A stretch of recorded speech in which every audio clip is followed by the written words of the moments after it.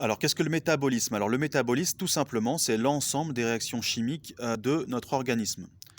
C'est toutes les réactions chimiques que l'on va avoir dans notre organisme, ce qui s'appelle le métabolisme. Donc, il y a deux grandes catégories dans le métabolisme.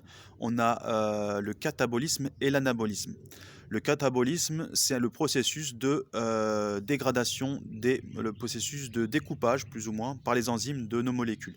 C'est-à-dire, du coup, on va se retrouver avec des macromolécules, par exemple, en prenant le cas de la digestion, et nos enzymes qui sont sécrétées vont découper, c'est des petits ciseaux, découper ces molécules.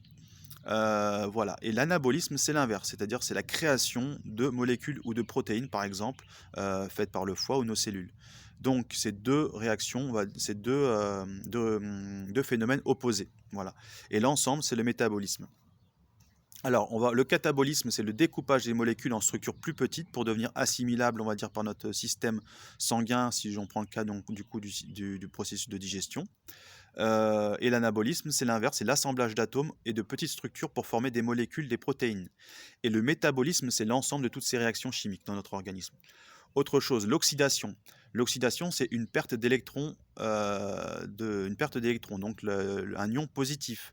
Un ion positif, donc si un atome perd un électron, bah, en fait, il y a plus de charge de protons que d'électrons. L'équilibre, il n'y en a plus. Donc, du coup, en fait, on se retrouve avec un ion positif et du coup, peut se présenter des phénomènes d'oxydation.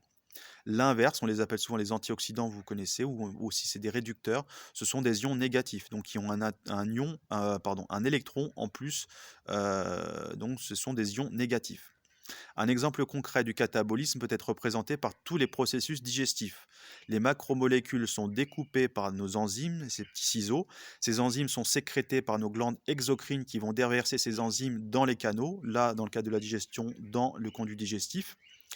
Et la réaction de dégradation, de catabolisme, génère de l'énergie et de la chaleur.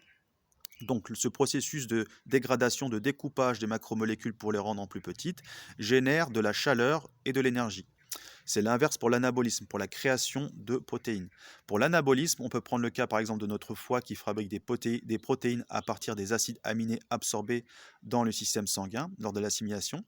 L'anabolisme, c'est un travail de construction qui demande de l'énergie et de la chaleur. Notre organisme fabrique des protéines uniques pour chaque individu en fonction de notre patrimoine génétique unique.